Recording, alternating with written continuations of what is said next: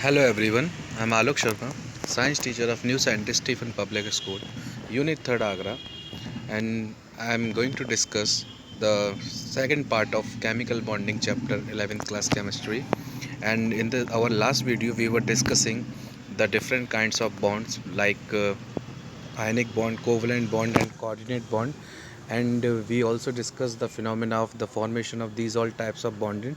So this is the next topic of this chapter, the formal charge on an atom in a molecule. Actually students अगर हम बात करें एक molecule की, तो जैसे एक एटम की अगर हम बात करें तो एटम इलेक्ट्रिकली न्यूट्रल होता है। जिस तरह इलेक्ट्रॉन न्यूट्रल होता है, इसी तरीके से अगर हम बात करें मॉलिक्यूल की, तो मॉलिक्यूल भी डिफरेंट टाइप्स ऑफ एलिमेंट से मिलकर बना हुआ होता है। तो फॉर्मल चार्ज की हेल्प से हम हर एक एलिमेंट का इंडिविजुअल चार्ज निकाल सकते हैं, उसी को हम फॉर्मल चार्ज बोलते हैं। जैसे अगर हम बात करें इसमें, the formal charge on an atom in a molecule और ion is defined as the difference between the number of valence electron of that atom in the free state and the number of electron assigned to that atom in the Lewis structure, assuming that in each shared pair of electron at the atom in one pair of its own and the lone pair of its belong to its completely।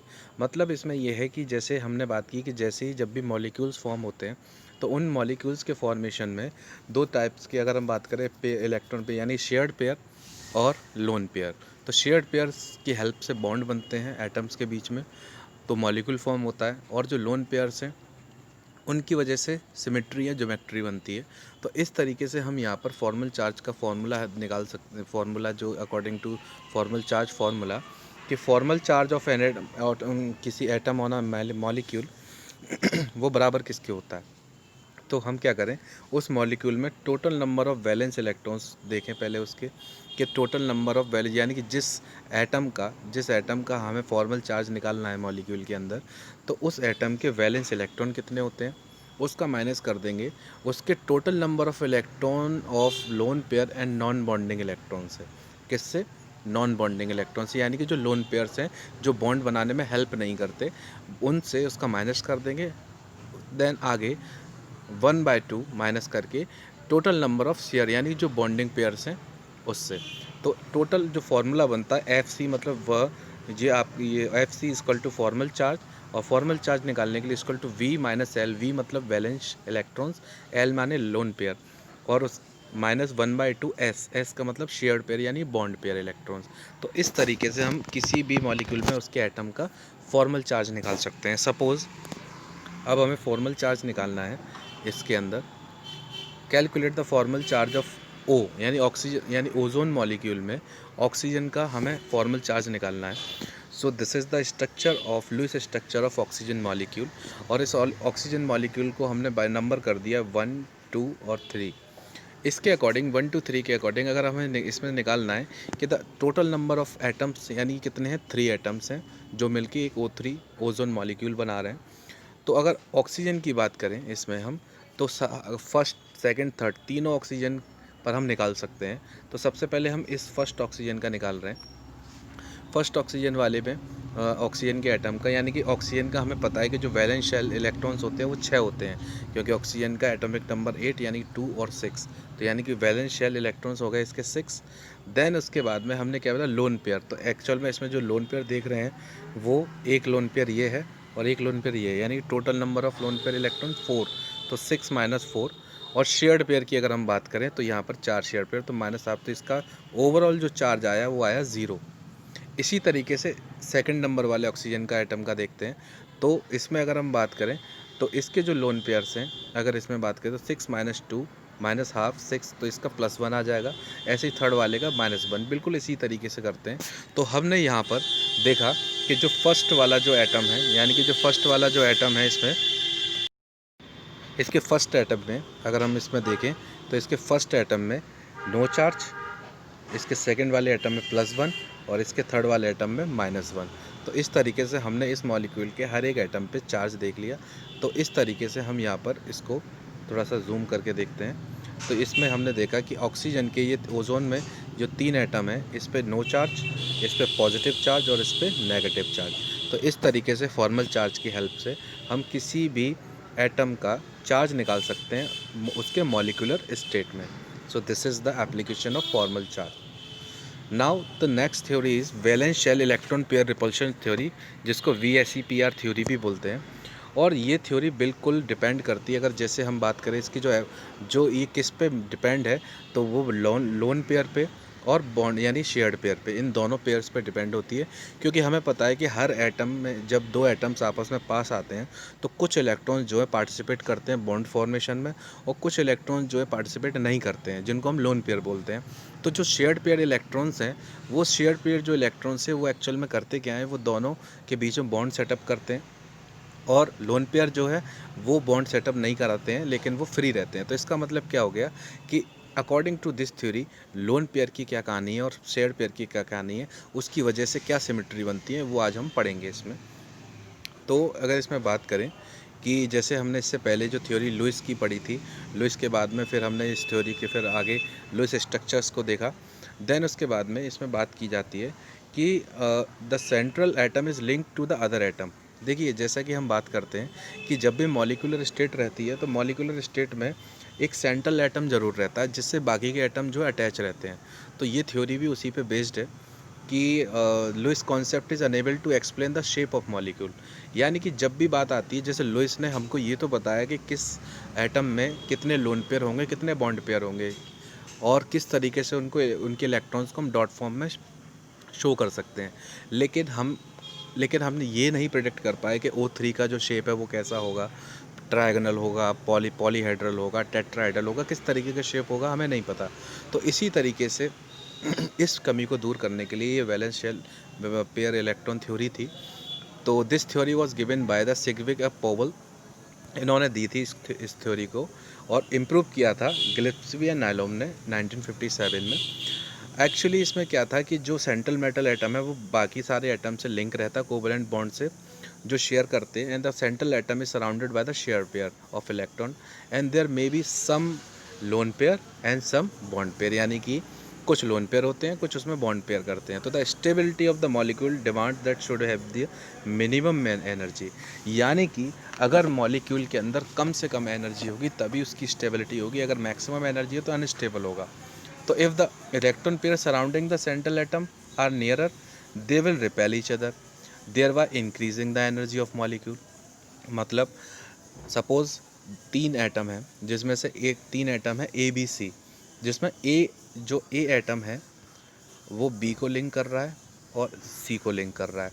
तो इसका मतलब अगर इस पे सबसे, अगर मान लीजिए इस पे लोन पेयर है और C पे भी लोन पेयर है, तो जैसे जैसे ये A और B दोनों C और जो B जो A के पास आएंगे, तो इनके जो आपस में जो इलेक्ट्रॉन पेयर हैं ये आपस में रिपेल करना स्टार्ट कर देंगे, जिसकी वजह से इस पूरे सिस्टम की एनर्जी इंक्रीज़ कर जाएगी।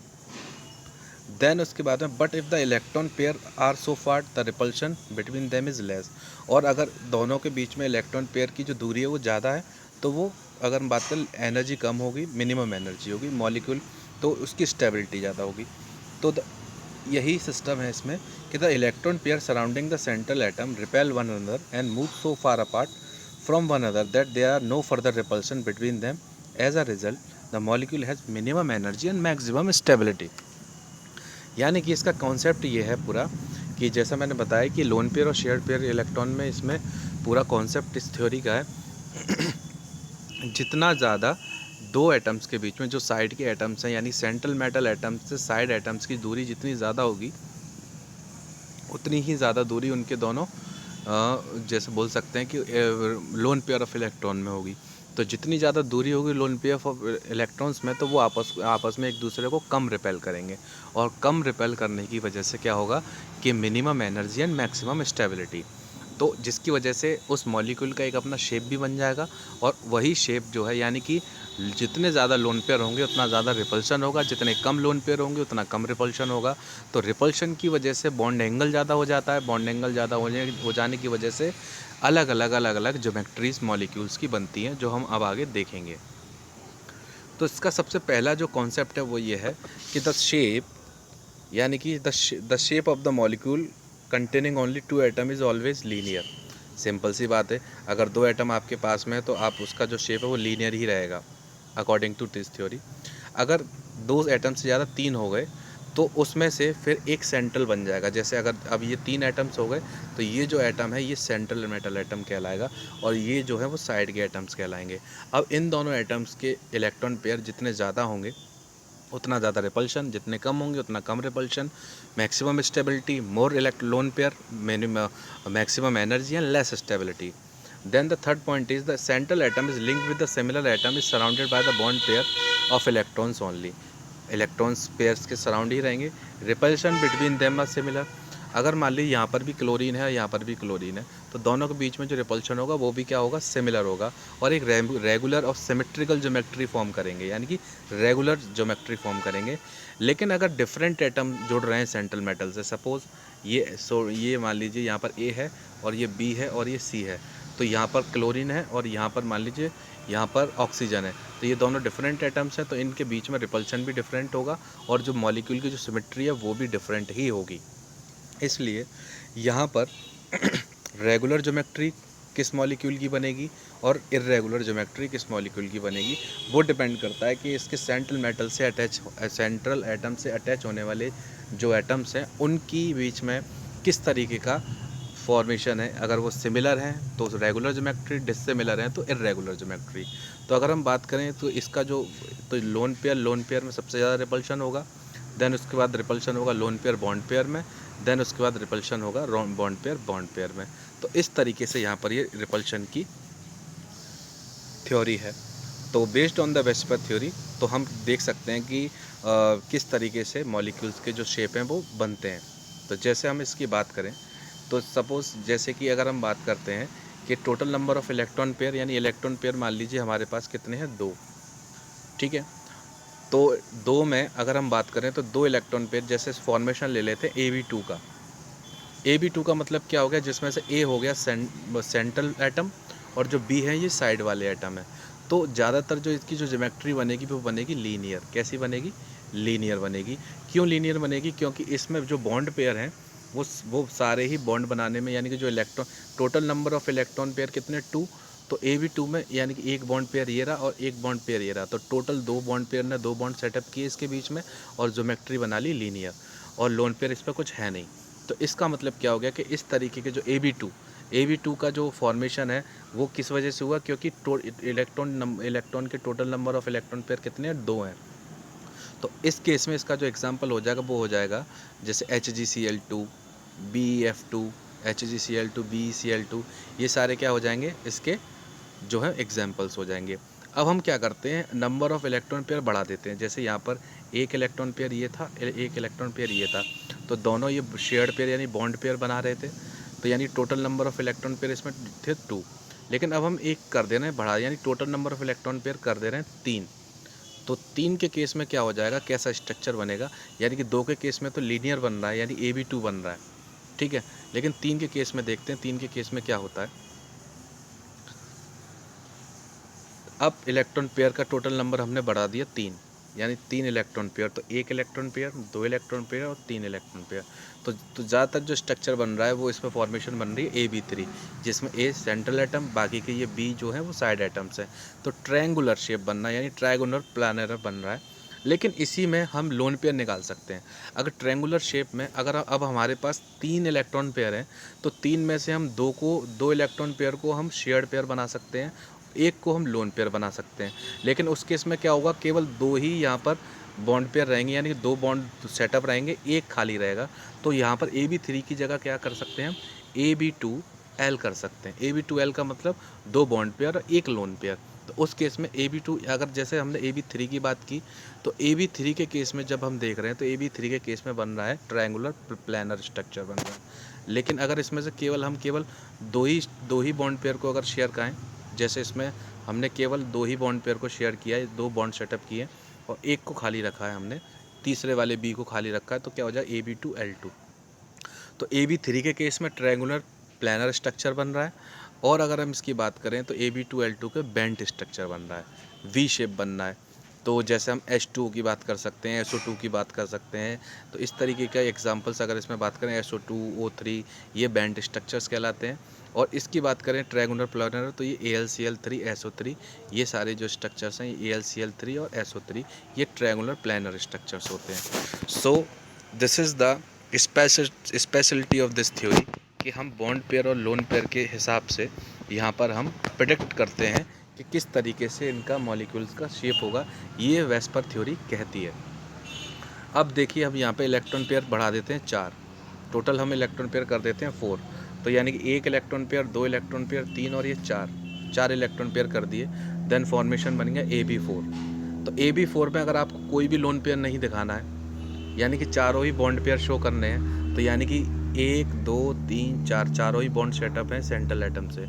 तो इस केस में NH4 SiF4 ये एग्जाम्पल बन जाएंगे टेट्राहेड्रल स्ट्रक्चर के, ठीक है। लेकिन अगर आपको इसमें से एक लोन पेयर दिखाना है तो AB3L हो जाएगा, यानी कि 3 बॉन्ड और एक लोन पेयर। तो AB3L, तो इसमें NH3 आ सकता है, NaCl3 आ सकता है, PH3 आ सकता है, PCl3 आ सकता है। तो ये सारे एग्जाम्पल किसके, AB3L। ये तब है जब आपने नाइट्रोजन पर एक लोन पेयर दिखाया, यानी कि सेंट्रल एटम पे एक लोन पेयर दिखाया आपने। अच्छा, इसी को ही हम AB2L2 कर सकते हैं, यानी कि हम 2 बॉन्ड पेयर का शो कर सकते हैं और L2 कर सकते हैं। तो 2 लोन पेयर, 2 बॉन्ड पेयर। तो AB3L2 के केस में ट्रायंगुलर पिरामिडल शेप बना, और AB2L2 के केस में बना बेंट स्ट्रक्चर। तो H2 है हाइड्रोजन सल्फाइड का, और अमाइड का ये केस ये है AB2L2, यानी कि जिसमें 2 बॉन्ड पेयर और 2 लोन पेयर। इसी तरीके से 5 बॉन्ड पेयर अगर हम दिखाएं तो 5 के लिए AB5 कर सकते हैं, AB3L कर सकते हैं, AB3L2 कर सकते हैं, AB2 बाद, मतलब ये डिपेंड। तो जितना ज़्यादा हम बॉन्ड पेयर लोन पेयर करते चले जाएंगे, वैसे ही आपको bent structure, triangular pyramidal, seesaw, इस टाइप के आपको स्ट्रक्चर्स मिलते चले जाएंगे। सो this is all about the VSEPR theory student, कि इसमें हम अपने अपने बॉन्ड पेयर और अकॉर्डिंग टू इलेक्ट्रॉन पेयर के हिसाब से मॉलिक्यूल, यानी कि इस थ्योरी के अकॉर्डिंग जैसे जैसे लोन पेयर बढ़ते चले जाते हैं वैसे रिपल्शन बढ़ता चला जाता है, और अलग अलग शेप के जो मॉलिक्यूल्स हैं वो शेप लेने लग जाते हैं। वो डिपेंड करता है कि कितने लोन पेयर हैं, कितने बॉन्ड पेयर हैं। तो हमने यहाँ पर ट्रायगोनल शेप कैसे बनेगा, टेट्राहेड्रल कैसे बनेगा, ऑक्टाहेड्रल, तो ये सारा केस इसी का ही है। नाउ द कैलकुलेशन, अब यहाँ पर सिस्टम हम देखते हैं कि calculation of total number of electron pair, bond pair, lone pair of molecule. तो अगर हमें पता करना है कि सपोज़ आपके पास में ये H3O पॉजिटिव, यानी कि मान लीजिए कि आपके पास में ये CiF3 है, BrF5 है, NH2 है, H3O है। आपको इसमें total number of bond pair और लोन पेयर पता करने हैं, तो हम कैसे करेंगे और उसके लिए क्या एप्लीकेशंस हैं, क्या क्या पॉइंट्स हैं, वो पढ़ते हैं। तो सबसे पहला इसमें जो पॉइंट है कि total number of electron, total number of, तो इसके केस में हम क्या करेंगे, टोटल नंबर ऑफ, सबसे पहले देखेंगे इसमें हम total number of electron pair, यानी total number of electron pair around the central atom is equal to 1/2 number of valence electron of central atom plus number of atom link into the central atom by shared pair single bond. तो इसमें हम बात करते हैं, तो अगर negative ion है तो उसके लिए हम add the number of equal two electron, यानी कि फॉर नेगेटिव आयन तो जितना जितना चार्ज शो हो रहा है, add number of electron equal to unit negative charge on the valence electron.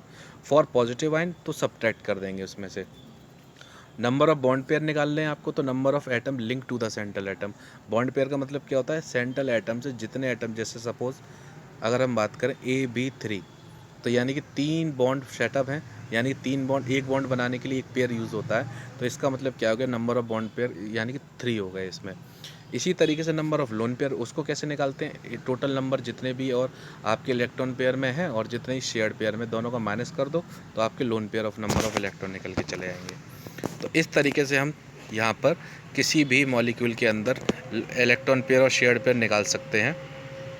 अब जैसे हम देख सकते हैं इसमें on the basis of VSEPR theory हम इन मॉलिक्यूल्स का शेप प्रेडिक्ट करेंगे। तो ClF3, तो इसमें हमें पता है कि ये ClF3 जो है, यानी कि इसमें जो सेंट्रल मेटल एटम है वो क्लोरीन है, और उसके साथ में जो F है वो 3 फ्लोरीन लग रहे हैं। तो number of valence electrons on the central atom, तो क्लोरीन पे total number of electron valence shell में कितने होते हैं, 7। और इसमें नंबर ऑफ सिंगल बॉन्ड से लिंक कितने हैं, यानी 3 फ्लोरीन लिंक हैं, तो नंबर ऑफ बॉन्ड पेयर कितने हो गए, 3। तो इसका मतलब क्या हुआ इसमें कि number of atom link by the single bond is 3। तो total number of electron pair कैसे निकालेंगे, 7 + 3 डिवाइडेड बाय 2। तो total number of electron pair आ गए 5, यानी कि इसमें जो 5 है वो इलेक्ट्रॉन पेयर टोटल नंबर है। देन उसके बाद में हम इसमें क्या करेंगे, अब इसके बाद आगे हम बढ़ेंगे इसमें, और फिर इसके बाद नंबर ऑफ़ बॉन्ड पेयर निकालेंगे। तो bond pair equal to number of atom link, यानी बॉन्ड का मतलब कि कितने नंबर ऑफ़ एटम लिंक कर रहे हैं, यानी कि क्लोरीन से 3 कर रहे हैं, तो नंबर ऑफ़ लोन पेयर तो 5 - 3, यानी कि जितने इलेक्ट्रॉन पेयर हैं, यानी इलेक्ट्रॉन पेयर का हमने बॉन्ड पेयर से माइनस कर दिया तो टोटल निकल के आ गया 2। तो ये आपका लोन पेयर आ गया। तो इसका मतलब इसका जो शेप आया, यानी कि बॉन्ड पेयर कितने आए आपके 3, लोन पेयर कितने आए 2, तो इसका फॉर्मूला बन गया AB3L2, यानी कि ये किसका टाइप है, प्रोटोटाइप है AB5 का। तो इसका मतलब AB3L2 मतलब क्या है, इसमें 3 बॉन्ड पेयर हैं, 2 लोन पेयर शो कर रहा है। तो इसका मतलब ये जो मॉलिक्यूल है वो टी शेप का बन जाएगा। इसी तरीके से हम किसी के भी बॉन्ड पेयर, इलेक्ट्रॉन पेयर्स को निकाल सकते हैं और उसके तौर पे उसकी ज्योमेट्री को, फॉर्मेशन को देख सकते हैं। Now limitations of this theory. इस थ्योरी की कुछ लिमिटेशंस ये थी कि इस थ्योरी ने कोई मतलब कि ये तो बताया कि किस तरीके से मॉलिक्यूल प्रेडिक्ट शेप करते हैं, लोन पेयर का आपस में रिपल्शन होता है, रिपल्शन के बीच में इनका आपस में रिपल्शन, देन उसके बाद में इनका जो शेप है वो शेप भी बन जाता है। लेकिन इसके बाद फिर इसमें जो कुछ लिमिटेशंस थी जो रह गई, वो आगे कुछ थ्योरीज़ ने उसको मॉडिफाइड किया। इस थ्योरी को थोड़ा सा लिमिटेशन में, क्योंकि बाकी के कुछ जो शेप्स हैं वो तो आप प्रिडिक्ट कर सकते हैं इस थ्योरी के अकॉर्डिंग, अगर हमें कोई मॉलिक्यूल दे दिया जाए तो। लेकिन कुछ कॉम्प्लिकेटेड मॉलिक्यूल्स हैं, उसके केस में हम उसका कैसे हम मॉलिक्यूल उसकी कैसे ज्योमेट्री निकालेंगे।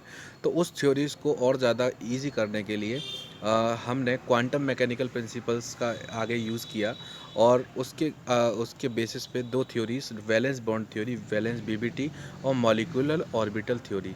इस थ्योरी के अकॉर्डिंग यहाँ पर इन स्ट्रक्चर्स को और अच्छे से एक्सप्लेन किया, और लेकिन बेस एज पर थ्योरी का ही था। According to share pair, bond pair, lone pair, यही रिस्पॉन्सिबल होते हैं किसी भी मॉलिक्यूल की स्ट्रक्चर, ज्योमेट्री, मोइटी बनाने में। तो उसी को थोड़ा सा मॉडिफिकेशन उसका पार्ट वैलेंस बॉन्ड थ्योरी में और मॉलिक्यूलर ऑर्बिटल थ्योरी में देखा, जिसके बारे में हम आगे जानेंगे। तो इसकी बात करते हैं, तो this is the valence bond theory, यानी कि बीवीटी जिसको बोलते हैं हम। ये इसका जो ये 2 टर्म्स में थी, in terms of energy consideration. मतलब वैलेंस बॉन्ड जो थ्योरी है, बॉन्ड कैसे सेटअप होता है 2 एटम्स के बीच में, वो बताया गया। लेकिन ये 2 बेसिस को लेकर दो आधार थे इसके। पहला था एनर्जी, यानी कि पहला जो आधार लिया इन्होंने वो एनर्जी का आधार लिया, in terms of energy consideration.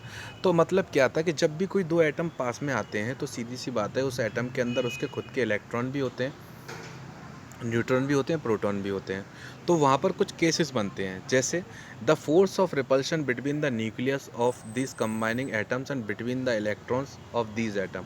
यानी कि अगर हम बात करें force of repulsion between the nuclei of these combining atom, यानी कि दोनों के न्यूक्लियस के बीच में आपस में रिपल्शन हो रहा होगा जब 2 एटम बीच में आएंगे, ठीक है, और दोनों के इलेक्ट्रॉन्स के बीच में आपस में क्या हो रहा होगा, रिपल्शन हो रहा होगा 2 एटम्स के। और force of attraction between the, अगर हम बात करें फोर्स ऑफ अट्रैक्शन किसके, electrons of the other atom, यानी कि ये इसके इलेक्ट्रॉन को अट्रैक्ट कर रहा होगा और ये इसके इलेक्ट्रॉन को अट्रैक्ट कर रहा होगा, क्योंकि इसका न्यूक्लियस इसके इलेक्ट्रॉन को अट्रैक्ट करेगा और एटम ए का न्यूक्लियस जो है एटम बी के इलेक्ट्रॉन को अट्रैक्ट करेगा। यानी कि यहाँ पर फोर्स ऑफ रिपल्शन और फोर्स ऑफ अट्रैक्शन, ये दोनों ही केस बन रहे हैं।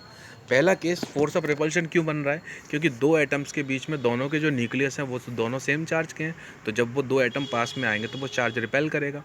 देन ऐसे ही अगर हम बात करें इलेक्ट्रॉन्स की, तो उनके ऑर्बिटल्स में उसके भी इलेक्ट्रॉन है, उस पर भी इलेक्ट्रॉन्स हैं, तो यानी कि वो भी क्या करेंगे, रिपेल करेंगे। तो यानी कि फोर्स ऑफ अट्रैक्शन और फोर्स ऑफ रिपल्शन, ये 2 यहाँ पर अगर हम बात करें तो यहाँ पर स्टेट में आएंगे। तो in a system these new forces can decrease the energy. अगर हम बात करें in a system these new forces can decrease the energy, then the possibility of chemical bonding exists and these forces lead to increase the energy, the chemical bond is not possible। यानी कि अब इसके बीच में जितनी कम energy होगी दोनों atoms के बीच में, उतना ही दोनों के बीच में बॉन्ड सेटअप होने के चांसेस ज़्यादा होंगे, और अगर एनर्जी ज़्यादा है तो वही बॉन्ड सेटअप करने के चांसेस कम होंगे। तो for more clarification, suppose we have 2 hydrogen atom, यानी कि हमने 2 हाइड्रोजन एटम को रखा ए और बी पे, कैप्ट इनफाइनाइट डिस्टेंस, यानी कि दोनों की डिस्टेंस को क्या रखा, इनफाइनाइट रखा। अब दोनों को पास में लेके आ रहे हैं। सबसे पहली कंडीशन क्या होगी, the force of attraction between nucleus of A and electrons of B, यानी कि पहले वाले एटम ए के न्यूक्लियस और दूसरे वाले एटम के इलेक्ट्रॉन्स के बीच में अट्रैक्शन। ऐसे ही उस दूसरे वाले न्यूक्लियस के बी और ए वाले इलेक्ट्रॉन्स के बीच में attraction. Then force of repulsion between electrons दोनों एटम्स के, then force of repulsion of nucleus दोनों एटम्स के। इससे क्या होगा कि the attractive force, the magnitude of attractive force is more than the repulsive force. यानी अगर फोर्स ऑफ अट्रैक्शन ज़्यादा होगा, सीधी सी बात, फोर्स ऑफ अट्रैक्शन ज़्यादा होगा फोर्स ऑफ रिपल्सन से, तो the potential energy of system decreases and molecule is form. यानी कि अट्रैक्शन ज़्यादा है फोर्स ऑफ रिपल्सन से, तो पोटेंशियल एनर्जी कम हो जाएगी और मॉलिक्यूल फॉर्म हो जाएगा। दो A2 बन जाएगा अगर हम बात करें, या AB2 बन जाएगा। लेकिन अगर पोटेंशियल एनर्जी अगर ज़्यादा है तो क्या होगा, फोर्स ऑफ रिपल्शन ज़्यादा है, मॉलिक्यूल सेटअप होगा नहीं। ये जो है कंसिडरेशन वैलेंस बॉन्ड थ्योरी का है।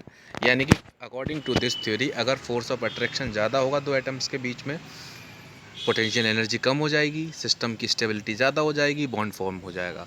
लेकिन अगर फोर्स ऑफ रिपल्शन ज़्यादा है, पोटेंशियल एनर्जी क्या हो जाएगी, ज़्यादा, तो इसके केस में क्या हो जाएगा कि यहाँ पर फॉर्मेशन नहीं होगा बॉन्ड का।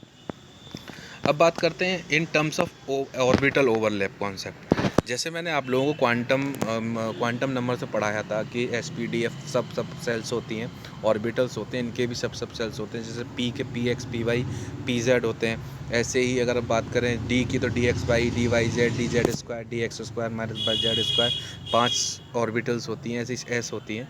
तो ऑर्बिटल ओवरलैप के कॉन्सेप्ट में हम अगर देखें तो वो क्या है कि जैसे हम बात करते हैं कि हाइड्रोजन अगर क्या फ्लोराइड मॉलिक्यूल अगर जैसे बात करें, तो ऑर्बिटल ओवरलैप का कॉन्सेप्ट ये है कि वैलेंस बॉन्ड थ्योरी के अनुसार एक एटम का ऑर्बिटल दूसरे एटम के ऑर्बिटल से क्या करता है, ओवरलैप करता है, देन एक नया स्टेट फॉर्म करता है, देन उसको हम बोलते हैं बॉन्ड, और वही एक मॉलिक्यूल फॉर्म कर देता है। तो इसको हम देखते हैं थोड़ा सा थ्योरेटिकली। जैसे हम बात करते हैं कि formation of hydrogen fluoride molecule, तो हाइड्रोजन फ्लोराइड मॉलिक्यूल कैसे बनता है, तो HF की बात करते हैं। HF की बात करते हैं तो हमें पता है कि हाइड्रोजन जो है एक है और उसका जो इलेक्ट्रॉनिक कन्फिग्रेशन है वो 1s1 है। लेकिन फ्लोरीन का केस क्या है, 1s2 2s2 और 2p5, और P में भी कितने, PX PY PZ। तो यानी कि 2px पे 2 2py2 और 2pz1। यानी कि हाइड्रोजन पर एक इलेक्ट्रॉन है और इसको एक इलेक्ट्रॉन अपना ऑक्टेट पूरा करने के लिए चाहिए। तो यानी कि इसका 2pz ऑर्बिटल इसके s से क्या कर जाएगा, ओवरलैप कर जाएगा। देन यहाँ पर केस आ जाएगा sp ओवरलैपिंग। यानी कि फ्लोरीन के p ऑर्बिटल ने हाइड्रोजन के s ऑर्बिटल से क्या किया, ओवरलैप किया। देन वहाँ पर फॉर्म हुआ sp ओवरलैप, एक नया बॉन्ड फॉर्म हुआ। देन उसको हम क्या बोलेंगे, sp ओवरलैपिंग। तो जिस तरीके से आप देख सकते हो ये यहाँ पर sp ओवरलैपिंग हो रही है, यानी कि ये ओवरलैप किया यहाँ पे एक इलेक्ट्रॉन और ये इलेक्ट्रॉन दोनों आपस में, यानी कि Z वाले ओरिएंटेशन से 2pz ने इससे S से ओवरलैप किया। देन यहाँ फॉर्म हुआ sp ओवरलैप, देन एक नया बॉन्ड फॉर्म हुआ और इसी तरीके से हाइड्रोजन फ्लोराइड मॉलिक्यूल बना। देन इसी तरीके से हम बात कर सकते हैं कि अब ये जो ओवरलैप होते हैं उस तरीके से बॉन्ड कैसे बनते हैं। अब हमने पढ़े होंगे बॉन्ड सिंगल भी होते हैं, बॉन्ड डबल भी होते हैं। तो सिंगल बॉन्ड को सिग्मा बोलते हैं, पाई बॉन्ड को डबल बॉन्ड बोलते हैं। तो जब भी, यानी कि हम बात करते हैं SS ओवरलैपिंग, अगर इसकी बात की जाए सिग्मा बॉन्ड कब कब फॉर्म होगा, तो जब SS ओवरलैपिंग का मतलब क्या है, जब फर्स्ट वाले ऑर्बिटल का S सेकंड वाले और दूसरे एटम के S ऑर्बिटल से ओवरलैप करता है तो वो SS ओवरलैपिंग। यानी कि जब दो S ऑर्बिटल आपस में ओवरलैप करती हैं तो वो वहाँ पर सिग्मा बॉन्ड फॉर्म करती हैं, इसीलिए हम उसको बोल सकते हैं SS ओवरलैपिंग। तो this type of overlapping take place the half filled S orbital, for example hydrogen molecule. तो suppose this is the S1s1, then this is the 1s1, यानी दो हाइड्रोजन के एटम से आपस में आए, दोनों ने शेयर किया और नया बॉन्ड बना लिया और ये दो H2 बन गए। H2 बनने के साथ ही ये क्या कर गए, नया बॉन्ड फॉर्म कर गए, जिसको बोलते हैं सिग्मा बॉन्ड। यानी कि SS ओवरलैपिंग से सिंगल बॉन्ड बना सिग्मा बॉन्ड। देन उसके बाद में SP ओवरलैपिंग। SP ओवरलैपिंग का मतलब क्या होता है, जब एक एटम का S सेकंड एटम के P की ऑर्बिटल से ओवरलैप करता है तो देन उसको हम क्या बोलते हैं, SP ओवरलैपिंग बोलते हैं। जैसे 1s orbital of hydrogen atom, और अगर हम बात करें फ्लोरीन तो जैसे मैंने बताया था अभी लास्ट वाले केस में HF। तो जो HF बना वो इसीलिए तो बना कि हाइड्रोजन के s ऑर्बिटल ने और F के p ऑर्बिटल, p में भी कौन सा p2pz वाले ने इसको ओवरलैप किया, तो ये बन गया नया, यानी कि p s ऑर्बिटल का जो शेप मैंने बताया था अपने लास्ट सेकंड चैप्टर में कि उसका जो शेप होता है इसका स्फीयर होता है और इसका डम्बल शेप होता है p का। तो यानी कि ये साइड, यानी कि यहाँ पर एस पी ओवरलैपिंग हो जाएगी, जिसकी वजह से जो डंबल है एक साइड का बड़ा और एक साइड का छोटा, this is called, this shows the S p overlapping. तो ये भी एक सिग्मा, यहाँ पर सिग्मा बॉन्ड बना रहा है। तो this is called s s overlapping in H2 molecule and this is s p overlapping in HF molecule. Then p p overlapping, अगर इसकी बात की जाए तो पी पी ओवरलैपिंग की बात की जाए तो जब एक पी दूसरे के पी से क्या करता है, यहाँ पर ओवरलैप करता है, तो पी पी ओवरलैपिंग कहलाती है। जैसे हम बात कर सकते हैं इसमें F2 मॉलिक्यूल, जब F2 मॉलिक्यूल फॉर्म होता है तो F2 मॉलिक्यूल का मतलब क्या है कि, यानी कि हम बात कर सकते हैं कि फ्लोरीन के P2P5 लास्ट क्या रहता है, 2P5 रहता है, जिसमें 2Px वाले में 2 और 2Py वाले में 2 और 2Pz वाले में 1, यानी Pz वाला जो जो ऑर्बिटल है वो कैसा है, हाफ फिल्ड है। इसी तरीके से दूसरा जो F है उसका भी Pz हाफ फिल्ड रहेगा, तो वो दोनों आपस में क्या करेंगे, P यानी कि ये वाला जो P और दूसरा वाला जो P साइड वाइज ओवरलैप करेगा, then this is called PP overlapping. यानी कि जब दो फर्स्ट एटम का P ऑर्बिटल दूसरे एटम के P ऑर्बिटल से ओवरलैप करता है तो एक नया बॉन्ड बनता है, देन उसको हम बोलेंगे क्या, PP ओवरलैपिंग। तो जैसा हम देख सकते हैं इस वीडियो में कि इसमें देखो यहाँ पे कि SS ओवरलैपिंग, PP ओवरलैपिंग और SP ओवरलैपिंग, यानी SS ओवरलैपिंग भी लीनियर है, SP भी और PP भी। इस तरीके से अगर हम बात करें तो if the Z axis is chosen the internuclear the no overlapping, और Z एक्सिस से नो ओवरलैपिंग होगी। So this is the case of overlapping of videos. Now अब हम बात करते हैं पाई बॉन्ड क्या होता है, यानी कि SP, PP और PP, SS और SP तीनों ओवरलैपिंग में यहाँ जो बॉन्ड फॉर्मेशन हो रहा है, ये जो बॉन्ड फिर फॉर्मेशन हो रहा है ये हो रहा है यहाँ पर सिग्मा बॉन्ड का। लेकिन अब बात करते हैं पाई बॉन्ड कब बनता है, यानी कि डबल बॉन्ड कब बॉन्ड बनता है। तो इसमें है कि the pi bond is form by side wise overlapping, यानी कि जब साइड वाइज ओवरलैपिंग होगी तब वहाँ पर पाई बॉन्ड का फॉर्मेशन होगा। तो पाई बॉन्ड का फॉर्मेशन के लिए जैसे this is the called p orbital, then this is the p orbital, तो ये आपस में साइड वाइज ओवरलैप करेंगे। जैसे साइड वाइज हम इस तरीके से देख सकते हैं, this is called the side wise over, इसको बोलते हैं हम साइड वाइज ओवरलैपिंग। तो साइड वाइज ओवरलैपिंग करने से जो इसकी डिस्टेंस है वो कुछ इस तरीके की हो जाएगी। देन यहाँ पर जो फॉर्म बॉन्ड है वो एक बॉन्ड इधर और एक बॉन्ड इधर, तो यहाँ पर बोल सकते हैं यहाँ पर ये PP ओवरलैपिंग जो है वो क्या है, साइड वाइज है और वो डबल बॉन्ड फॉर्म कर रही है। जैसे हमने यहाँ पर एग्जांपल लिया O2 का in case of oxygen molecule, तो ऑक्सीजन के केस में हम देख सकते हैं कि ऑक्सीजन का एटॉमिक नंबर 8 है तो उसके वैलेंस शेल 6 है, तो इसका मतलब क्या हो गया, 1s2 2s2, ठीक है। और यानी कि अगर हम बात करें इसमें तो 2p4 में भी कौन सा 2px का 2 पूरा फिल रहेगा इसका, जैसा ये फिल है 2p1 2pz में 1, यानी कि py pz जो है अनपेयर्ड है। इसी तरीके से दूसरा ऑक्सीजन का एटम भी क्या करेगा, उसका भी py pz जो अनपेयर्ड रहेगा। तो यानी कि यहाँ पर भी एक py ओवरलैपिंग, देन ये pz ओवरलैपिंग। तो यहाँ पर ये बॉन्ड जो सेटअप होगा वो साइड वाइज होगा और डबल बॉन्डेड फॉर्म स्ट्रक्चर होगा। तो इस केस में ये जो स्ट्रक्चर है वो कैसा हो जाएगा, यानी कि इसमें हम बात कर सकते हैं डबल बॉन्ड का स्ट्रक्चर हम बोल सकते हैं इसको फॉर्म होगा। और इस डबल बॉन्ड के स्ट्रक्चर में हम बोल सकते हैं कि एक बॉन्ड जो है वो सिग्मा होगा और एक बॉन्ड जो होगा पाई होगा, यानी कि डबल